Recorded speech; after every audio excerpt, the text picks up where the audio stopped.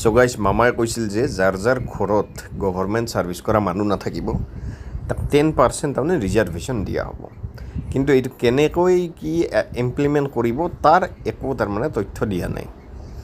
তাৰমানে ধৰক আমাৰতো যিহেতু ফৰ্ম ফিল আপ হৈ গ'লে, চ' এতিয়া আৰু আমি এইটো কেনেকৈ পুট আপ কৰিম, তো চাই লওঁ আমি বস্তুখিনি কি কৈছিল মামাই। তাৰ আগতে প্লিজ সকলোৱে চেনেলটো ছাবস্ক্ৰাইব কৰি দিব।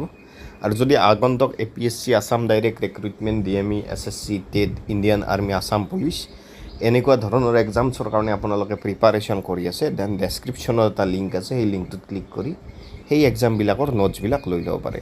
তো মামাই কোৱা মতে কৈছিল যে 10% ৰিজাৰ্ভেশ্যন দিব, কিন্তু আমাৰতো ফৰ্ম ফিল আপ হৈ গ'ল। তো এতিয়া কেনেকৈ ইমপ্লিমেণ্ট কৰিব যে ধৰক যেতিয়া এডমিট কাৰ্ডখন আহিব তেতিয়া আমি তাৰমানে এটা তেতিয়া ধৰক একোতো গম তাতেতো অলৰেডি সেইবিলাক দিয়াই গৈছে, ডকুমেণ্ট ডাটাবিলাক যে চাকৰি কৰে নে নকৰে। কিছুমানতো নকৰে বুলিও দিয়া গৈছে, কিছুমানে কৰে বুলিও দিয়া গৈছে, বা কাৰোবাৰ যদি কোটা আছে তেনে কোটাবিলাকো দিয়া গৈছে। কিন্তু মেইনলি যিটো তেওঁৰ দেউতাকে ছাৰ্ভিচ কৰে নে নকৰে সেই বস্তুটো ভালকৈ মেনশ্যন কৰা হোৱা নাই।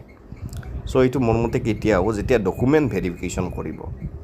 তাৰমানে ষ্টেজ এনে দুটা হয়, এটা ৰিটেন টেষ্ট, আনটো গ্ৰেড 4 হ'লে ভাইভা হয় আৰু গ্ৰেড 3 হ'লে স্কিল টেষ্ট হয়। তো স্কিল টেষ্টৰ পিছত আৰু সৰু এটা ইণ্টাৰভিউ থাকে, সেইটো কয় ডকুমেণ্ট ভেৰিফিকেশ্যন। তো চাগে ডকুমেণ্ট ভেৰিফিকেশ্যনত মামাই এইটো কামটো কৰিব, যিমান ধৰক মই আৰু জ্ঞাত। চ' মামাই কি কৈছিল চাই লওক। চাকৰি পোৱা আৰম্ভ হ'ব। কিছুমান মানুহৰ ঘৰত এটাও চাকৰি নাই, হয়নে নহয়? কিছুমানৰ ঘৰত 2-3জনে চাকৰি পায়, কিছুমানৰ ঘৰত এজন ল'ৰাইও চাকৰি নাপায়।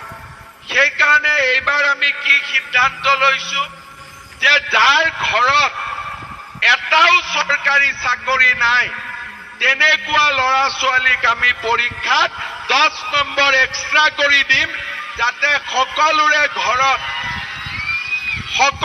ঘৰত এটা চৰকাৰী চাকৰি হ'ব পাৰে। হাজাৰ নতুন আমি চৰকাৰী চাকৰি দিম।